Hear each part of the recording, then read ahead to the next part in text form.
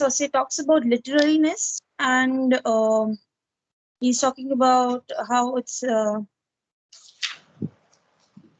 I mean, he's talking about how it's not completely suited for comparative literature.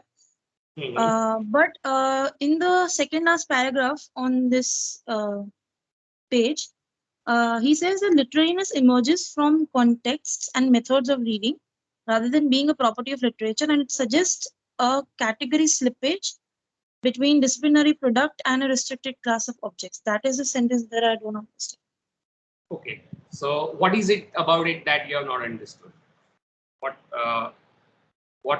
exactly is it? So I understood what he said, that it emerges from context and methods of reading rather than being a property of literature, as similar to that of like how comparative literature is not a property of literature, but it's a method of reading.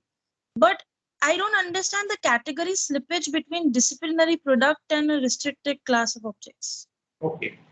Would anyone want to comment? Komal?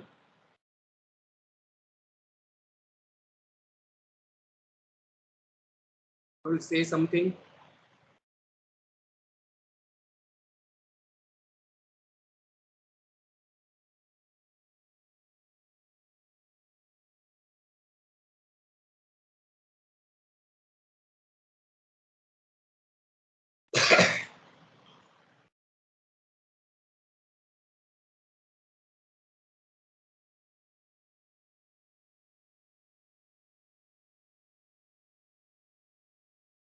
Komal, would you like to say something about this?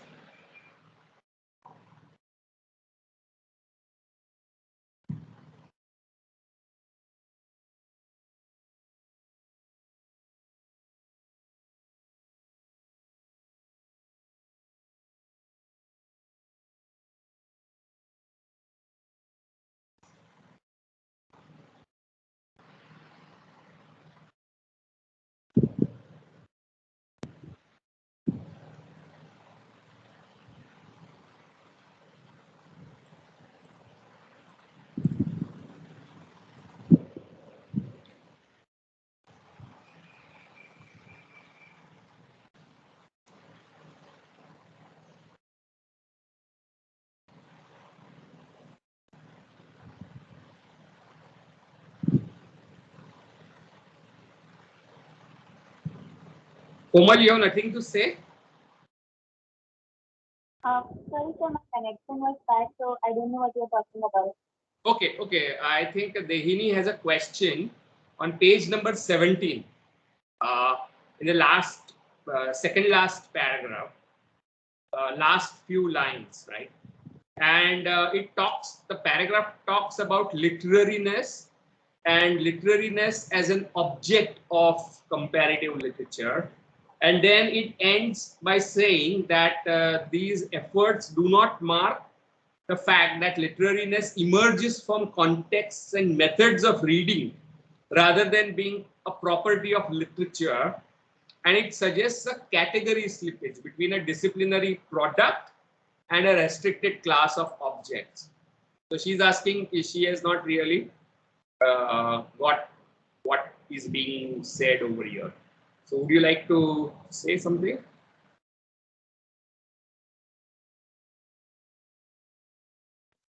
One minute, sir.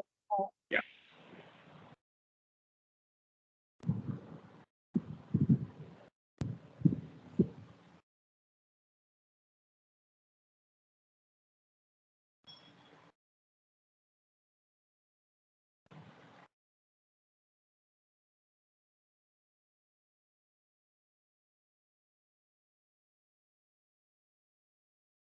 To be honest, I think I got the starting of it, the latter part. I'm having trouble with so emerges from context. So the one of the things somewhere Saussy said says when it comes to literature, the main part is like a comparative literature. For that, you have to focus on the text in such a way, like any time you're reading a text, so you have to read it closely to get context out of it sometimes. So the literalness, like whatever devices and everything, they come, like they emerges from context. But the second part, as I said, I cannot put it into words. Okay. So I think even Dehani understands what it means by literariness as being produced by context and the method of reading rather than being a property of literature, right? But she is unable to grasp what is category slippage between disciplinary product and a restricted class of objects. So on that point, you are also not clear? Yes. See, Dehini, category slippage is when you mistake one category for another, right? For example, birds and bats, right?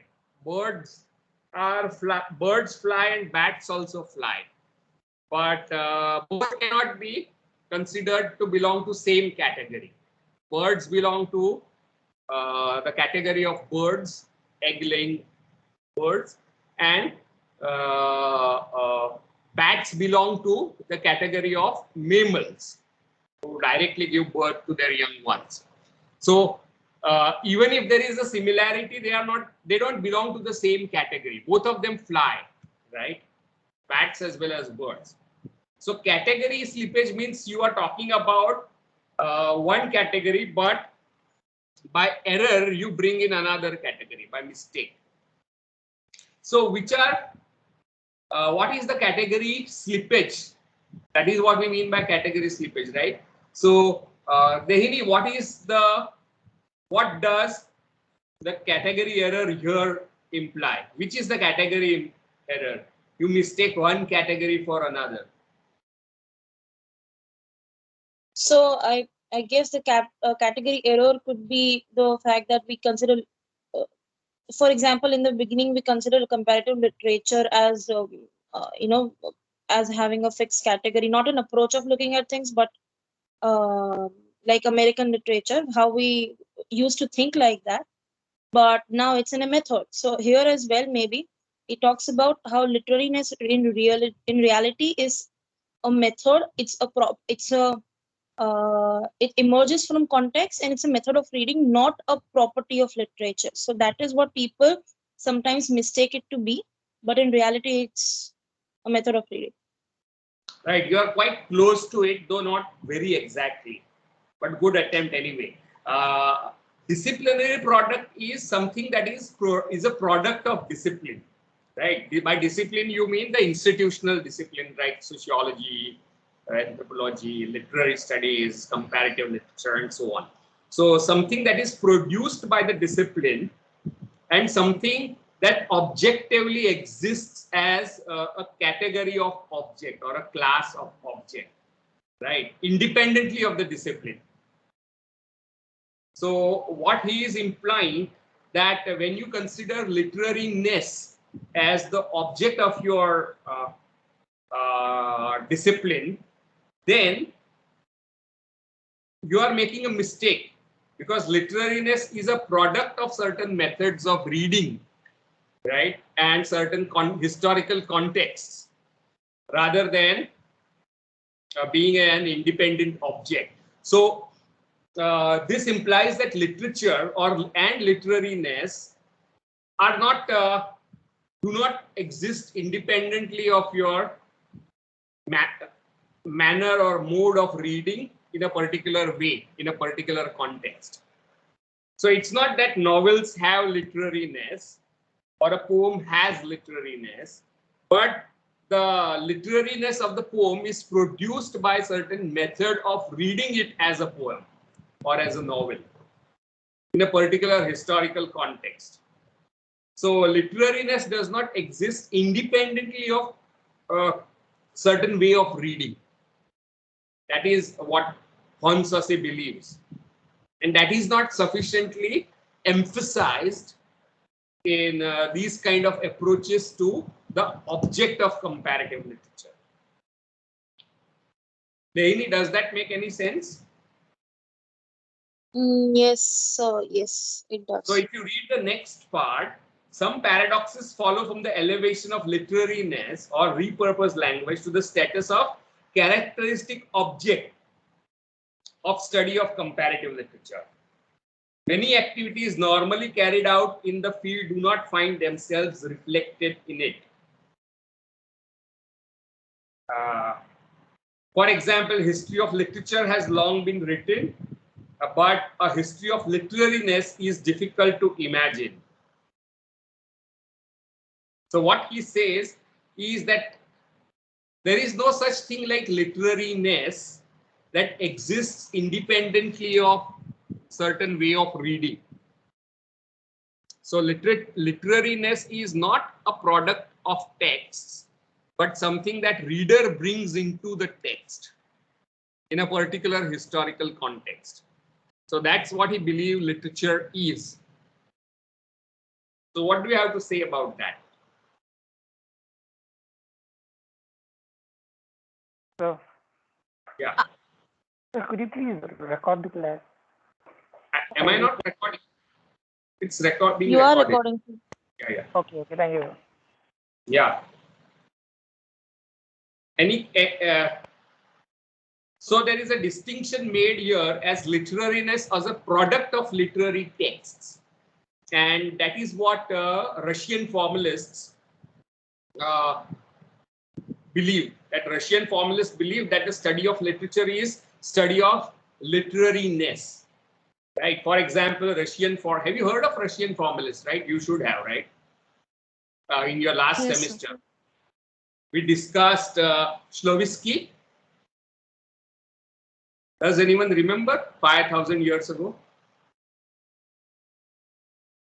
How many of you remember Slovisky?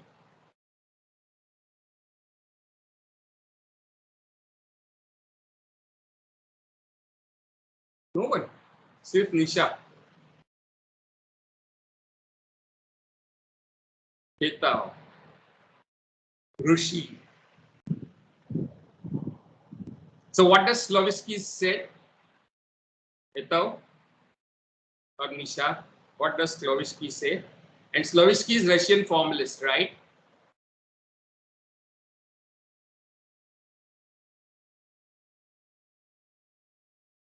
Does anyone remember? Slovisky kya keh raha tha? Sir, he says that he makes something unfamiliar. I mean the texts. Who makes unfamiliar thing? The literature, because literature makes unfamiliar things familiar. No, familiar things unfamiliar. And who makes? The literature. While reading, yes. Okay. How? Because with their literariness. Mm-hmm. So what is that literariness? Where does that literariness lie?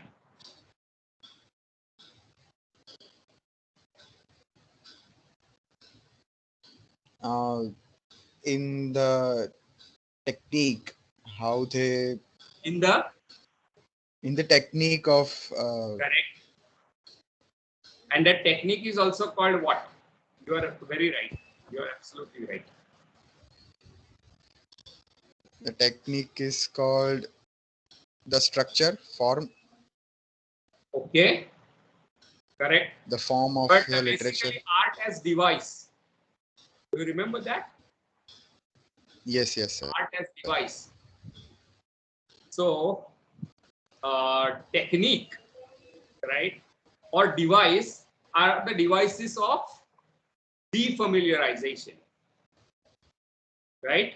Do you remember that? Anyone? Yes. And defamiliarization is what? What does it involve? And how does it defamiliarize? Anybody?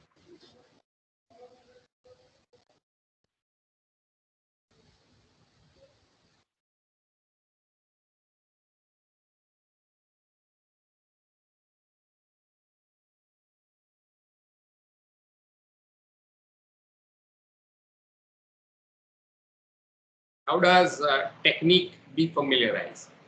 And why is that technique emphasis on technique called formalism?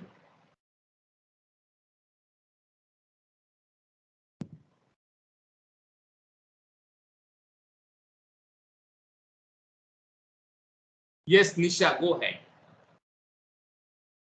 Sir, I don't remember it exactly, but he gave an example of, I think it was Tolstoy's novel on I think it was a novel in which everything is seen from a horse's perspective. So, so the horse questions the property rights of human and how things belong to a man, and he doesn't understand the concept. So, I think from that, uh, um, Saussy wanted us to understand how focusing on something from a different approach actually helps us to defamiliarize from it and to actually put focus on that thing, things which we habitualize, or I think things which we actually we see them every day, but we do not realize their existence. So this is what I remember. Correct. Very good. So, use of certain techniques or devices for defamiliarization is what literature does, right? And that is where literariness lies. So, literariness of literature lies in the devices of defamiliarization. Various ways of using tropes, metaphors, metonymies, way you describe things, points of view, all these aspects of writing produce the effect of defamiliarization, and that is where uh, literariness of literature lies, according to Slavisky. Right. So, function of art is to slow down perception. I don't know if you remember all this discussion. Right. So that is Russian formalist approach to the question of literariness. And Eichenbaum, another important Russian formalist, says that the object of literary studies is literariness and not literary texts. Right. And this literariness is sought in certain ways of way in which language is used. Right, and the way of using language, that is how something is said, is called form, right, rather than what is being said. What is being said is content, and how something is said is form, right, or style.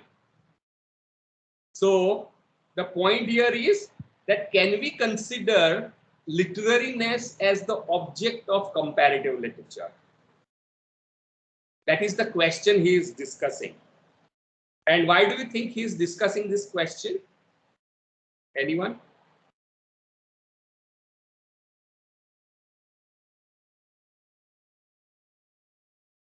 Why is he discussing this question?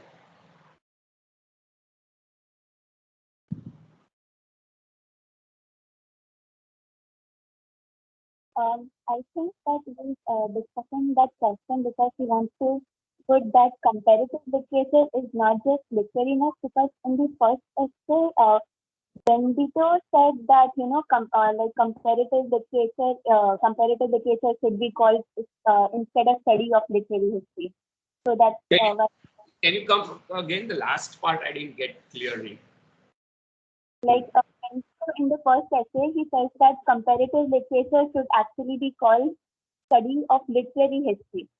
So so that's why his emphasis here on literariness of comparative literature. Who says that it should be study of literary history? Benedetto Croce. Croce.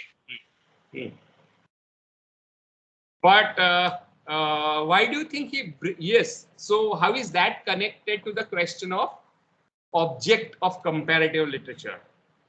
So he brings in to say the entire essay is on like comparative literature has no object of study. That's why it's Correct.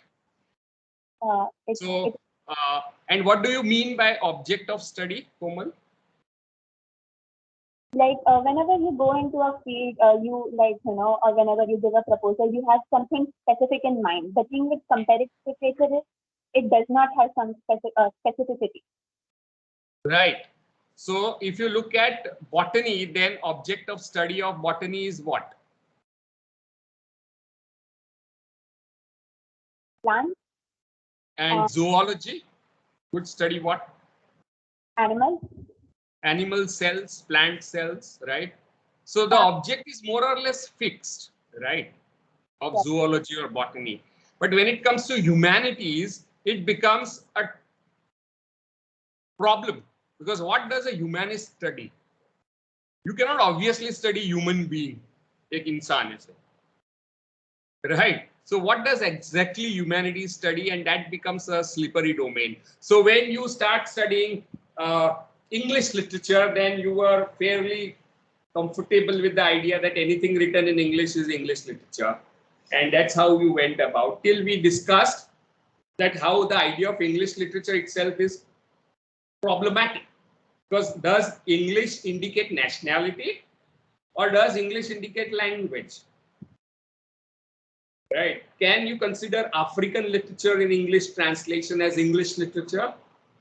Then that becomes a problem, right? So there is a slippage about the object of your discipline, what you study. Similarly, comparative literature has also a built-in problem. And that problem is, what is it that you study? What is comparative literature? Right? That remains a problem. And he looks at various objects that are proposed by various scholars throughout the history of the discipline of comparative literature. Right? So if you just go back,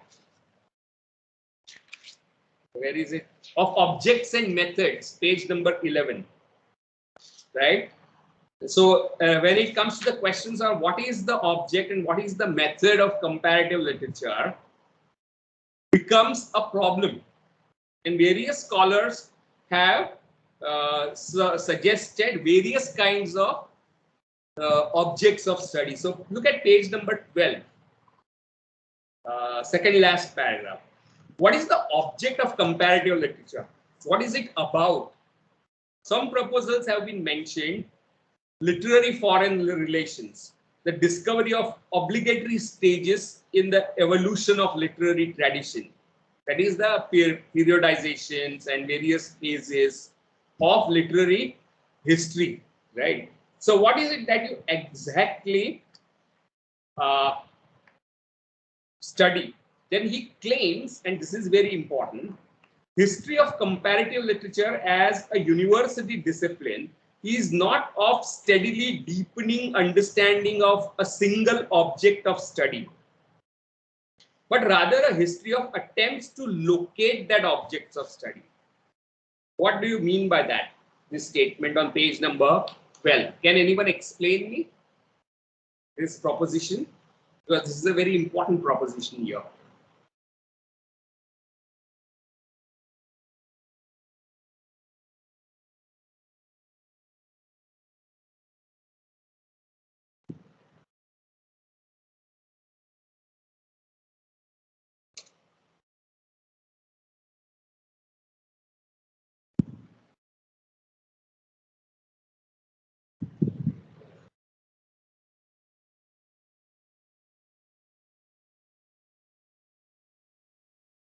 What do you make of this proposition?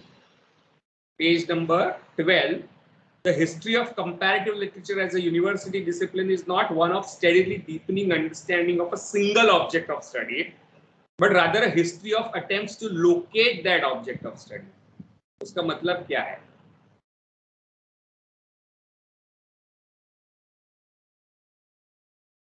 That I can try. So we established that in the first part of the essay, that's the introduction, that comparative literature has always been there, but it came into picture very recently. So it is, first of all, it has always been there. So it was universally present, but it did not have an object, as you said. So from here we can infer that the history of comparative literature has has not been a particular, I mean, does not have a particular object, because if you have an object, you will go deep into it. For example, if you have an object, like if you have English literature, it has an object, right? So you delve deep into that one particular direction. But here actually, we it's found that we did not have, right? We have a slippery terrain. that, Because yeah, it is a this separate, yeah. literature, does English indicate the nationality or does it indicate language?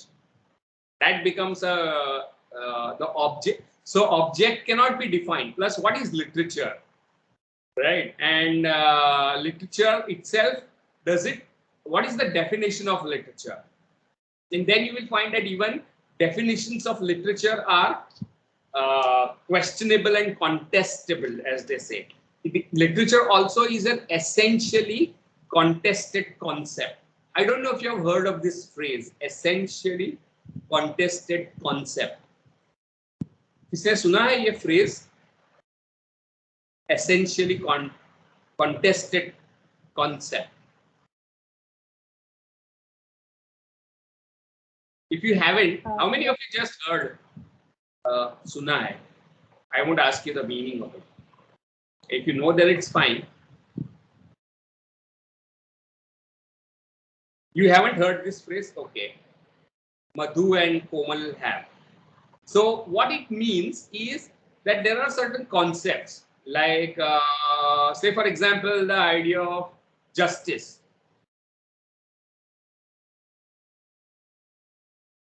I will come to your question, Ria.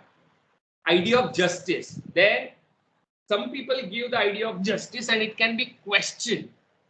For example, Plato said that the idea of justice is the idea that is universal, eternal, accessible only through reason, systematic reasoning, right? And it does not exist outside, right? So justice is eternal and perfect, and it exists only in our world of ideas. Wherever we find justice being evoked in real life situations, Plato would say that it's always imperfect, right? And therefore not real justice. Though justice exists, it's not real. Very much like love, say for example. Love is another concept. Now that concept can be a contested one. You may say, "आप जिसे प्यार कहते हो वो प्यार है ही नहीं," right? For example, so the idea of justice or love or what is reality is also contested concept. So Plato says reality जो वो है जो हम सोच सकते हैं हमारे दिमाग में, उसे reality कहते हैं. Aristotle would say no, reality is also something that exists out there independently of your mind, right? So if this is a pen, Plato would say it exists, but it's not a real pen, because real pen is the idea of pen, concept of pen that I have in mind. This is an imperfect version of that ideal pen because this is perishable, right? And plus it's not perfect geometrically as well. So that was Plato versus Aristotle debate about reality.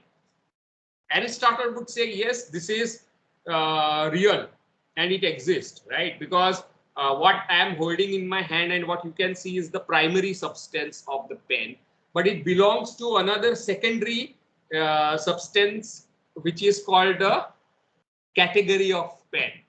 So does category exist in mind or does it exist with the object, right?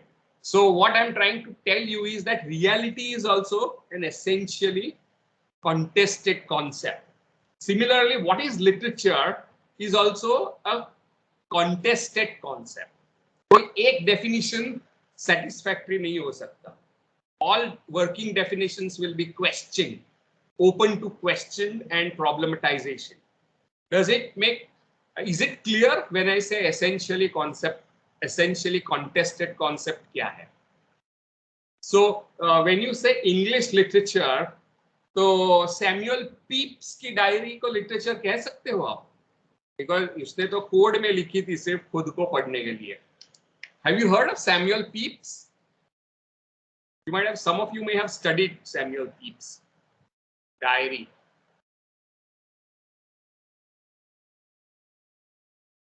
Yes, sir. How We many of had you it have for heard? our entrance exam. So Huh? we had it for our entrance exam. I couldn't read the whole thing, so I just know the name. Yeah, so Samuel Pepys was a diarist who witnessed many things, right? Like Great Fire of London and all that. And he makes a note of all this in his diary, and they are full of his own sexual desires, ambitions, and all that. And he wrote it in a code form which could not be read by any other person. But when they were decoded, it became a very important text of English literature, right? So he was not publishing it as a literary text. It was something for himself. Now, can you call that literature?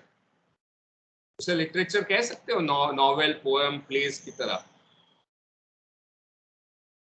हाँ ना? Can you call Samuel Pepys? I Yeah. don't think so. It should be called as a part of literature. For like, first of all, he did not write it for public. He wrote, like, no one writes diary entry for public. They write it for themselves. Secondary, if someone has, someone decoded it, then I don't like. I have read half of it, but I did not find it interesting. I don't know why. Like, it might be an unpopular opinion, but I did not like it, and I don't understand why diary entries are considered as a part of it. Like, I don't know why they are considered and why are they in our syllabus. I also don't understand this thing. Why are diary entries in our syllabus? Anne Frank's diary. Yes, sir. That is literature. She wrote it for public. No. So that's what I'm saying. Why they should be? I don't understand why. Why are they, considered in our syllabus as a part of our BA, MA, or in that structure? Because actually, there is something called non-fiction, right? Like essays, literary essays, or letters, right? We read them for certain values that these texts embody. Those values may not exactly be aesthetic all the time. जैसे Anne Frank की diary में कुछ aesthetic ना भी मिले, but it reveals a kind of mind and human life which is relatable, right? And it falls under humanities in that sense. Do we read them for literariness? That's a question, Dehini. So then what is literature? Coming back to the question. You are studying things which can be questioned whether they are actually literatures or not. So in our first class, we tried to dismantle the idea of nationality. But now if we dismantle the idea or unpack the idea of literature, we find that literature itself is a contested, problematic category, right? तो English literature में आप क्या पढ़ रहे हो ये कहना उतना ही मुश्किल है जितना कंपैरेटिव लिटरेचर में आप क्या कह रहे पढ़ रहे हो कहना मुश्किल है. Do you agree with me?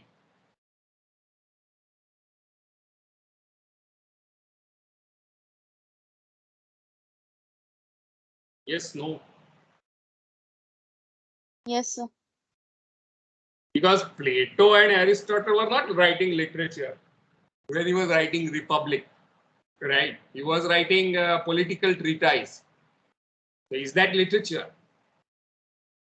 So what is literature is also open to questions. उसे कहते हैं essentially contested concept, right? So coming back to this remark or observation that Saussy has made, that comparative literature does not study one object steadily, like botany would study plants for hundreds of years to keep on adding knowledge about plants, right? Zoology would study animal cells to extend knowledge of animal cells, keep on extending. But when you say comparative literature, So there is no fixed object that studies, because most of the suggestions made here, like literary foreign relations, or here on page number 17, literariness, ये दोनों problematic terms है, ऐसे वो कह रहा है. इसीलिए कोई object fixed नहीं है उसका, but it is an attempt to discover the problem or situate that problem, locate that object, right, rather than start, right. And that's why in humanities, especially in literary studies, though we talk about things like hypothesis, there is really not very important. Hypothesis is not very important in humanities because it is exploratory research, right? And I think we discussed this last year when we were looking at research, right? Research method के बारे में बात कर रहे थे. Do you remember our conversations? So research method in humanities and literature is not similar to natural sciences. In natural sciences, there is a hypothesis, you devise a test, and you verify whether your hypothesis is right or wrong, right? But in exploratory research, you are just trying to uncover, deepen your understanding about some aspect of human life in humanities. So it becomes exploratory and you never know what you may come up with. Beforehand, you may not come up with anything, right? So humanities research very often is exploratory and qualitative rather than cannot quantify. For example, if you read a novel and you look at the social historical dimensions of it, you look at the representations of various social groups and what are the ideological conflict that text seems to reveal, right? Now, all those things may not be known beforehand when you do research. And why am I discussing all this? Because this is in line with the conversation that we were having with Nisarg and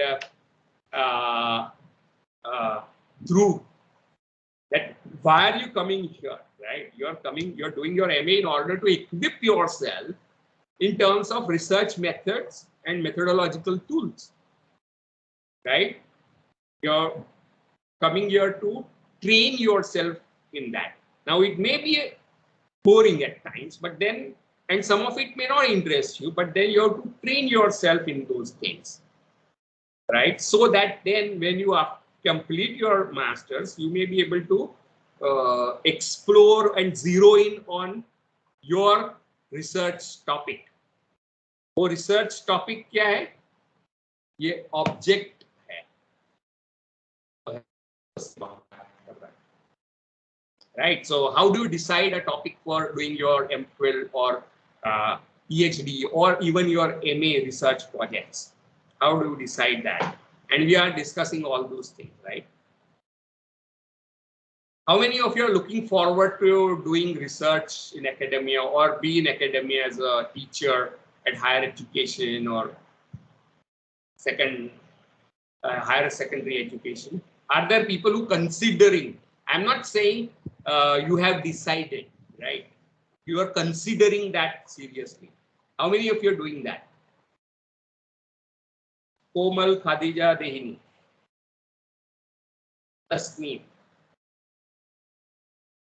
Hita. Right. So if you are considering seriously, Madhu, taking up career in university, then research is something that is required, right? And doctoral research very often, Ananya, yeah, involves contributing to knowledge, right? Research is basically contributing to knowledge. आप add कर रहे हो, understanding में add कर रहे हो. Yeah, Ria, go ahead. Have a question? Or you are just saying you are considering? I am raising my hand. I am also offering my career in university. Yeah. So research is something that will be required, right? So we are discussing objects and methods of research and that's why this essay is prescribed to you. And for comparative literature, he says there are two places from where you come up with the methodology for comparative literature, and one for him comes from page 13 अगर आप देख रहे हो, comes from philology, right? And other comes from uh, uh, anatomy, comparative anatomy, page 12. Comparative literature की methodology कहां से आई है? ये दो डिसिप्लिन से आई हुई है. एक है comparative philology. Now we discussed what is philology last year as well. Does anyone remember what is फिलॉलॉजी?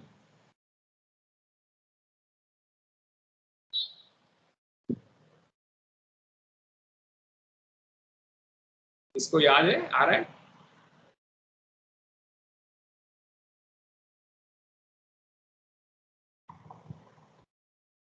We deal with structure and historical development of languages. Right. And in what context did we talk about philology? To structuralism, because it came as an antithesis of structuralism. Like first was philology and so structuralism was a kind of antithesis to philology, right? So can you remember why we discussed that? Yeah, because philology looks at the historical development, while structuralism does not. Very good. So, and what is the distinction given by the structuralist, especially Saussy, regarding historical study of language versus non-historical study of language? What do you mean by distinction here? He uses certain terminology, key terms. Something like with D and summation. Right? Anyone remembers? How does he distinguish, Saussy distinguish linguistics from philology? And as Komal said rightly, that philology looks at language historically, while linguistic does not. So he uses two terms. Yes, anachronism and synchronism. Synchronic and Anachronic. Diachronic. Right? So synchronic and diachronic. Yes. So diachronic implies how something has unfolded in historical period, right? And structuralism says that we need not, if you want to study Gujarati language, then study of Gujarati language does not mean study of 17th century Gujarati or 13th century Gujarati, right? Philology would say, oh, we need to study 13th century Gujarati and 15th century and 17th century Gujarati as well to understand what is Gujarati today. You have to understand language in a historical way. That is what philology said. And second thing that philology insisted upon was texts, right? What you study is basically text. So you would study Hemchandracharya in 12th century. You would study Narsimha Mehta's 15th, 16th century Gujarati. And then in 19th century, 17th and 19th century, you would study Premanand and then so on and so forth, right? Narmad in 19th century. So philology looks at texts which are historical throughout history. And that is what philology is. While structuralism studies what? It studies language synchronically. That means in a single period of time. And what does it focus upon? Anyone remember? What is the object of linguistics according to Saussy?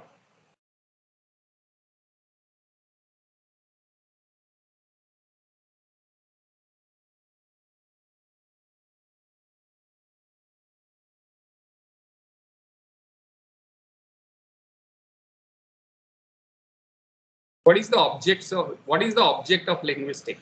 We are discussing objects, right?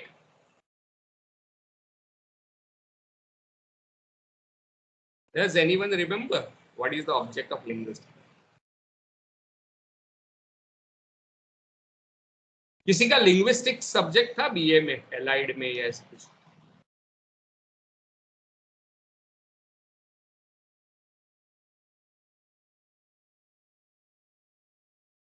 Did anyone have linguistics? Anyway, but do you remember what is the object of linguistics?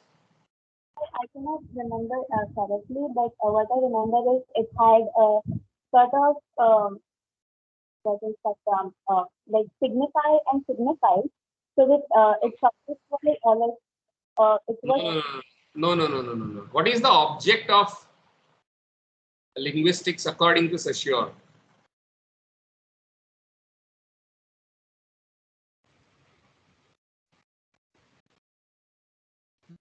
Structure of language. Okay. So, and what does he mean by that? Very absolutely. Structure of language is the object of linguistics. Very good. So, what is then that structure? What do you mean by that? So it's like lang and parole. I mean, the language doesn't change at its core. I mean, the structure remains the same, but the application of that structure may differ from time to time. What is difference between lang and parole? Very good. So the parole is the daily language and the language we use to communicate, but the language, the lang is something which remains the same. It is the core of that particular language. I mean, Correct. So, what is that core? But you are absolutely right. The rules and the grammar. Grammar. Not exactly grammar.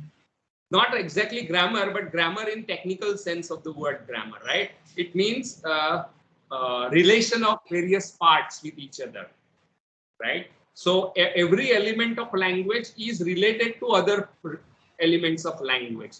It does not exist independently, right? And this relation is that of differentiality. So per as a sound, phoneme exists in contrast with b, right? So per does not, even if we recognize per, it's because we know b, s, z, right, s, z. So all these phonemes have, they look as if they have positive content, per and s, but their content lies in difference from the others, that is the binary stick, other term. Per is not a positive thing, but it is in contrast to b. Sir does not have any positive content, but has a content only in contrast to z. Have you heard of this? Have you heard these conversations before of difference and structure? पिछले साल ही हमने पढ़े थे. Now, why are we discussing all this now? The question here is philology, right? Studies historical language historically and primarily through texts. And comparative philology क्या होगा? Can anyone tell me? What is comparative philology? You study the historical development in not just one language, but in comparison with another language around it. Very good. Very good. And the most famous example for us as Indians is what Max Muller did. Right? Max Muller was one of the most famous Oriental scholar, Orientalist, and a philologist, of, a German philologist. And he compared Sanskrit, history of Sanskrit, right? A philological view of Sanskrit texts that he did. And he did And because he was already a scholar of Greek and Latin, he found that there were common things, commonality between Sanskrit, Greek, and Latin. Right? And this commonality that he discovered through comparison using comparative philology, he posited that all three languages, Sanskrit, Latin, and Greek, have emerged from a single source. Okay? There must be a language before these three languages emerge. That is why there is a lot of similarity. उसे cognates कहते, cognates. I don't know if you have heard of the term. Like Agni, ignition, right? Agni and ignition. Ignition की होती है ना bike की, car की. So ignite means to set on fire, but Agni is also fire. Mata, matter, maternal, matrutva. Right? So Mata, Pita, pater, paternal, paternity leave. You've heard of this, right? So why is there so much similarity between English and Hindi? Is because they emerged from a common ancestor. So philology, comparative philology posits a common ancestor, right? Which explains this similarity. And he posited that there was this language called Indo-Aryan language, from which so many languages emerged. And that came from something called Proto-Indo-Aryan language. So if you look at ancient Iranian text called Zend Avesta, which is one of the religious books of Parsis. Have you heard of Parsis? Parsi log ke bare mein. Yeah. So their religious book is called Zend Avesta. And Avesta, they are also fire worshippers like ancient Indo-Aryan speaking people who came into India from Central Asia, right? And there are a lot of similarities between them. In fact, and this similarity can be that of opposites as well. So Asur in ancient Sanskrit is demon, but Ahura Mazda is their main god, right? So you find a lot of similarities between Zend Avesta language of Parsis and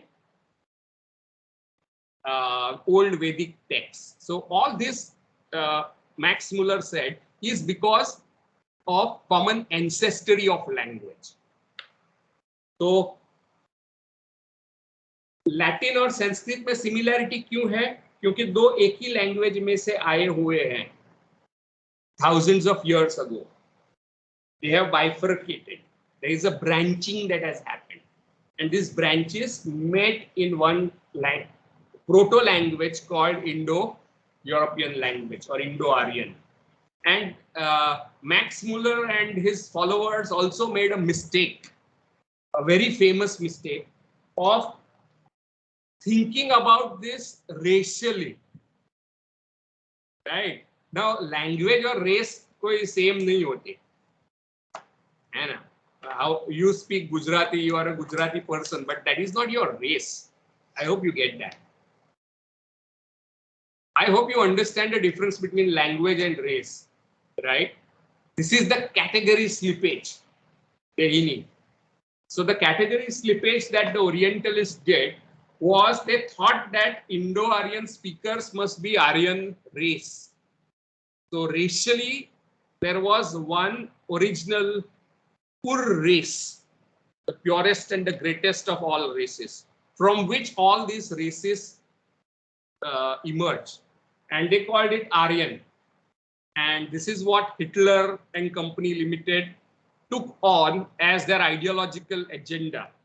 So they thought that Germans are pure Aryans and rest should be their servants, right? Or killed like Jews. So it turned into a terrifying racist, fascist program of Hitler But the seed of this lies in the category errors that Orientalist scholars make. Right? So scholar लोग भूल करते हैं, उसकी वजह से लाखों लोग मरते हैं. देखो, है ना? गलती स्कॉलर्स की गलती बहुत महंगी हो सकती है. So this is an example of comparative philology.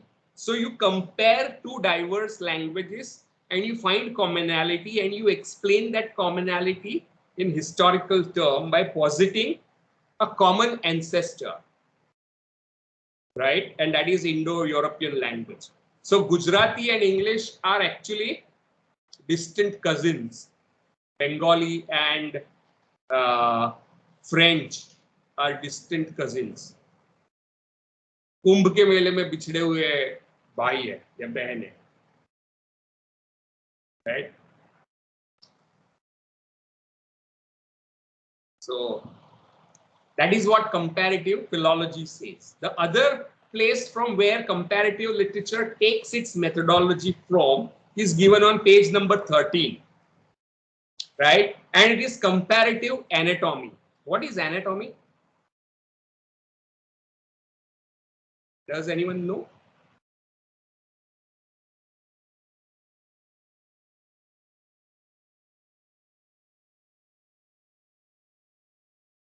Anatomy के बारे में किसने सुना है?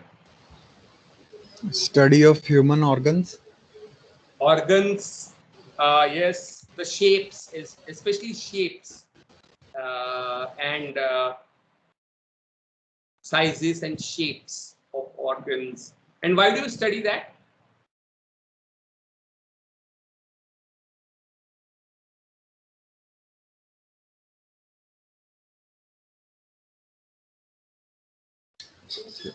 It may be for different purposes. And for example, medical professionals study them so that they can practice medicine. Okay. But one of the most famous use was done by a person called Charles Darwin. Suna hai naam? Have you heard of Charles Darwin? Yes, sir. So Charles Darwin would compare anatomy of, say for example, chimpanzee and human being. दोनों की skull compare करते हैं, right? Shapes and size and its structure. And he reached a conclusion that there was a tremendous amount of commonality between a skull of chimpanzee and skull of human being. And when you compare, you discover resemblance, and this resemblance has to be explained, right? So how would you explain the resemblance between chimpanzee's skull and human skull? Evolution. Evolution. Or to be more simple, what did he posit?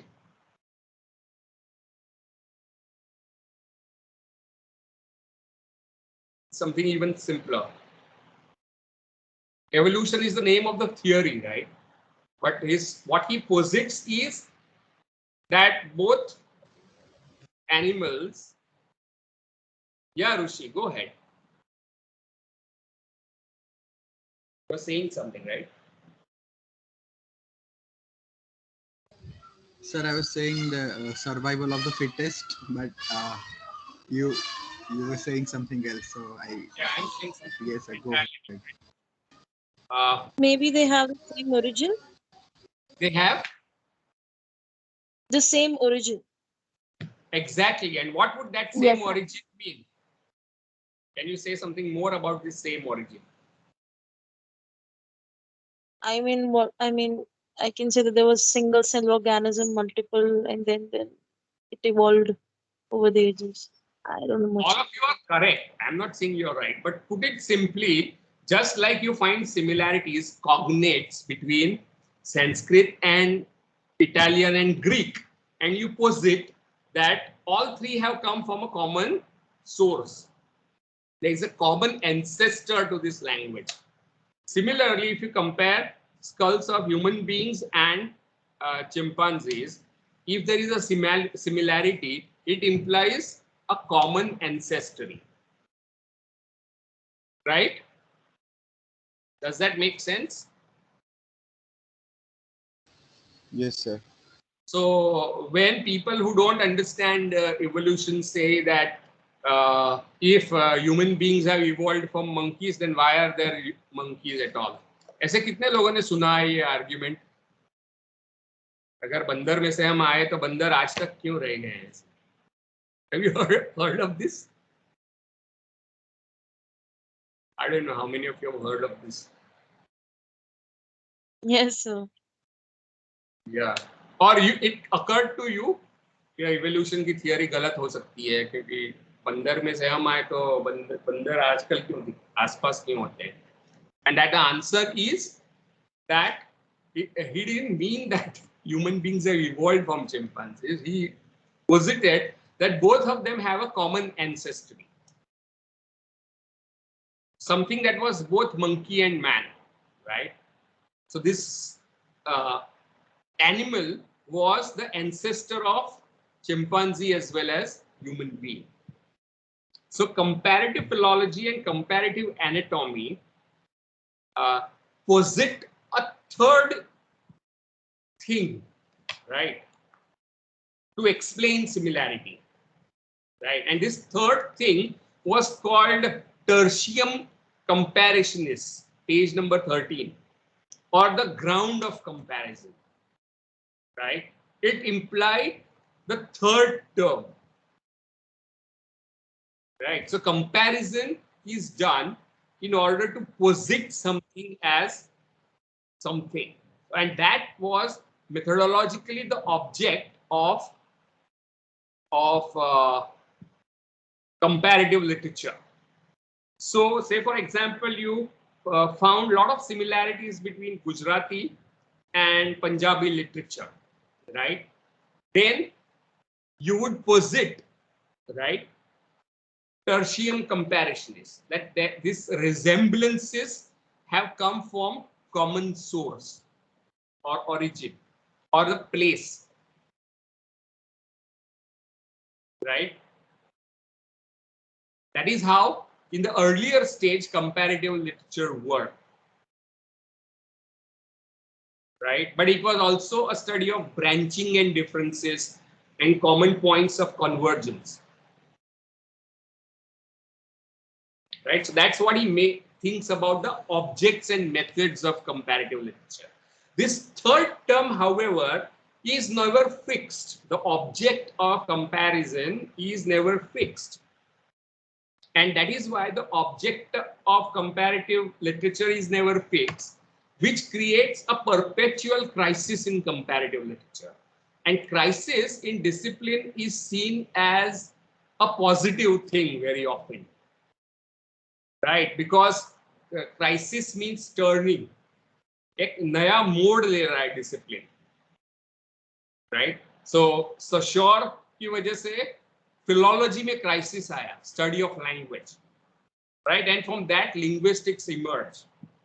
Similarly, whenever there is a crisis, a new discipline is almost born,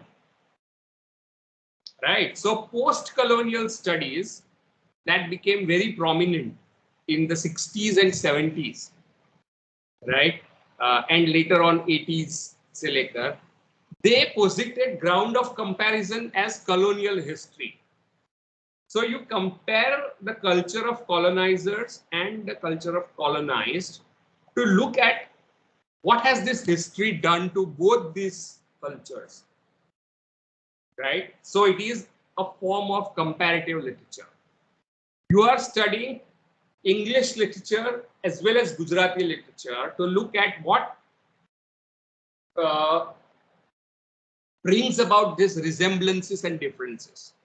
Then colonial history was the reason why there were similarities between, say for example, Gujarati literature, जिसमें novels, short story, poems आते हैं, और English literature जिसमें novels, short stories और poems आते हैं. So people posited that the modern Gujarati literature has emerged from the colonial encounter.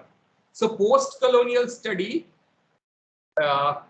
the object of post-colonial studies is colonial history and its impact on the cultures, right? So according to Susan Basnett, if you remember, post-colonialism is also a form of comparative literature. Do you remember that?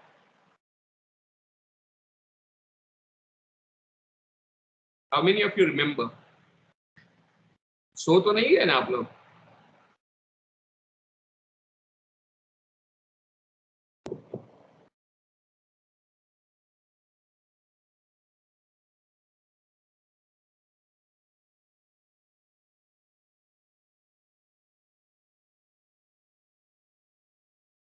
Hello, क्या हुआ? You present or you have gone off for mental vacations? Small vacation पे चले तो नहीं है ना आप लोग क्लास में?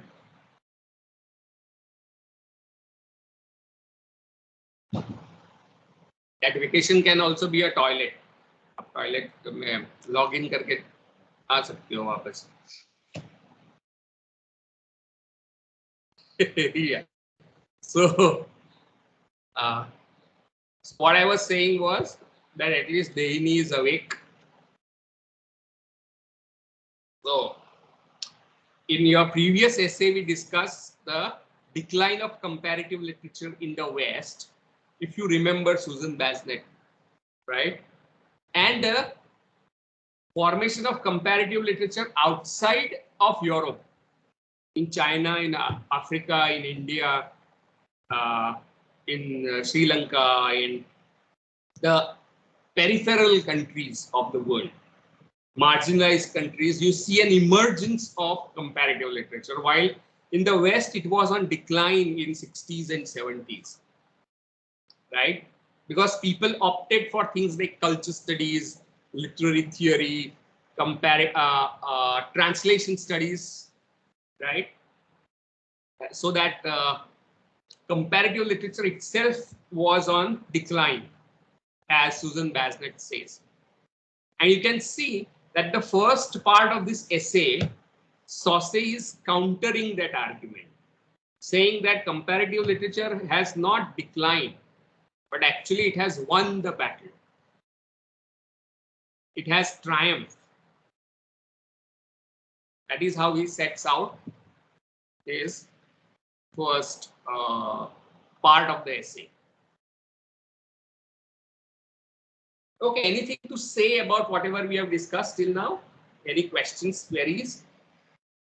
What comes to your mind? Anything that you have to share?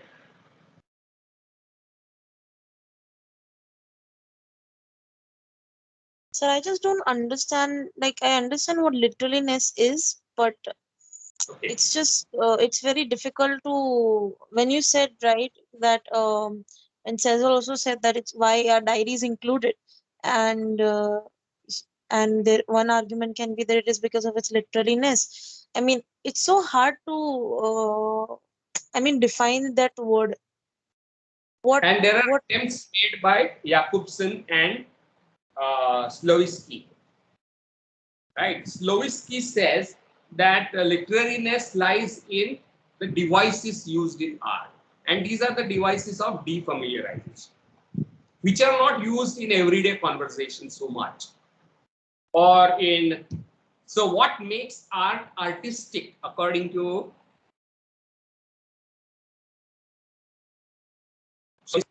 familiarization, technique as defamiliarization. So defamiliarizing function of tropes or devices produces literariness. And according to Jakobson, I don't know if you have studied Roman Jakobson at any point. How many of you have heard of Roman Jakobson? Raise your hands if you have heard of him.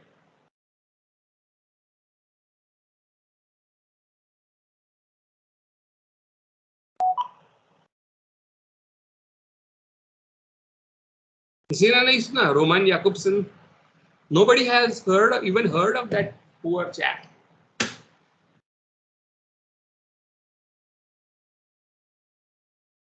निशा ने सुना है नाम, बस एक नहीं. Sir, we usually pronounce Jacobson. That's why it's confused. Okay. He actually his name is pronounced as Jakobson, right? He is a Russian scholar who migrated to America. Jakobson, written as Jacobson, Jakobson. तो Jacobson का नाम सुना है आप लोगों ने? हाँ ना?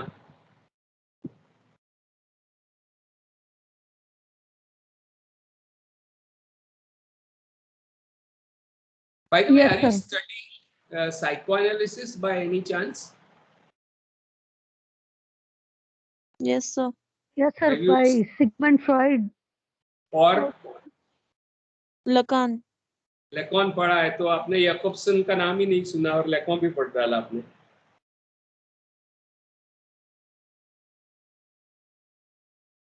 Is Jakobson relevant to Lacan? Jacobson. Indian pronunciation is Jacobson. बंदे का नाम Jakobson. So how are they connected? Lacan and Jakobson, are they connected in some way?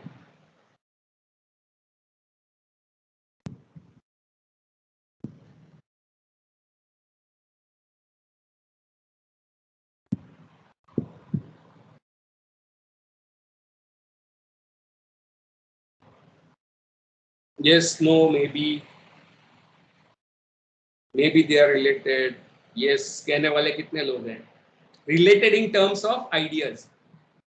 Does Lacan use Jakobson's ideas?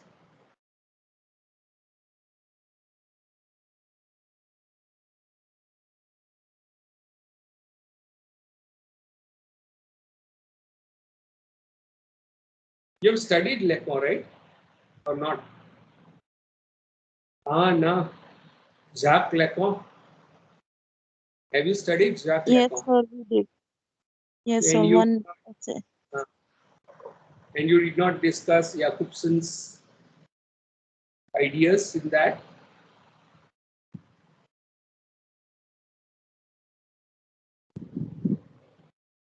Or you did and have forgotten?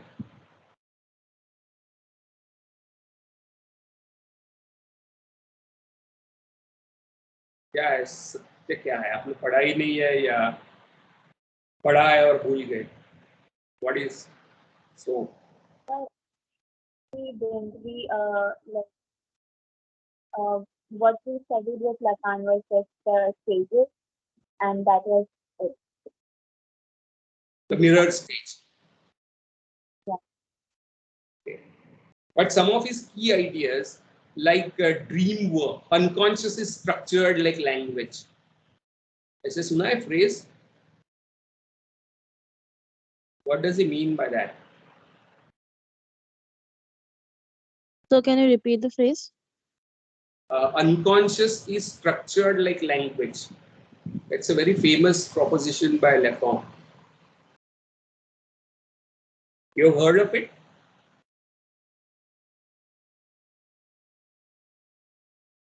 I have not, sir. Okay. How many of you have?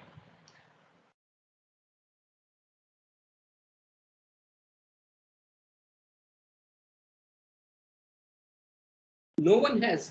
तब किसी ने नहीं सुना.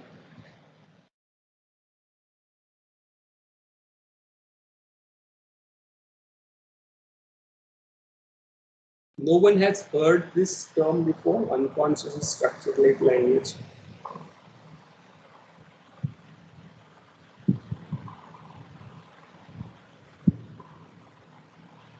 आज तो वो डेलूज गोतारी वाले भी लोग नहीं है जिन्होंने टीवाई में पढ़ा था ये सब. Anyway, okay. So what we'll do is that we will meet next week and we'll talk about some of the points that are left out. But now you should now be those people who haven't read it or fully not read it should finish reading it and come up with the questions that you have not understood. Right? Last thing that I will tell you about this essay is that it's part of what is known as ACLA report. ACLA is American Comparative Literature Association, a very big organization in America. And every year, every 10 years, it brings out the state of discipline report, right? And state of discipline means they take a stock of what is the ground covered by comparative literature in America and what are its possible future projects, right? What are the shortcomings of current situation? What are the advantages or what should be done in future, right? So they think it's a stock taking of the past decade and a kind of speculation about future projects. So that is called the state of discipline report. So in 90s, you had something called Bernheimer's report called Comparative Literature in the Age of Multiculturalism. And it appeared in 1994 or 5. In 2006 is this Haun Saussy report, which is called Comparative Literature in the Age of Globalization. Right? And now in 2016, there is ACLA report. I don't know what it is called.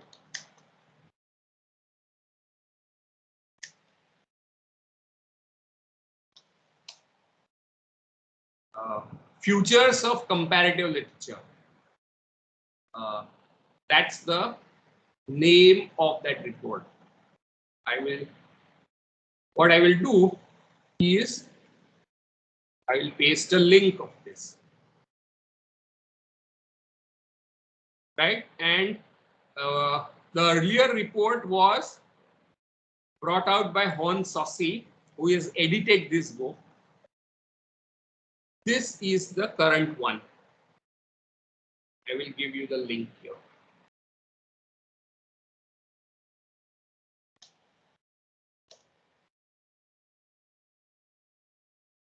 So next time when we meet, you can take a look at this report as well.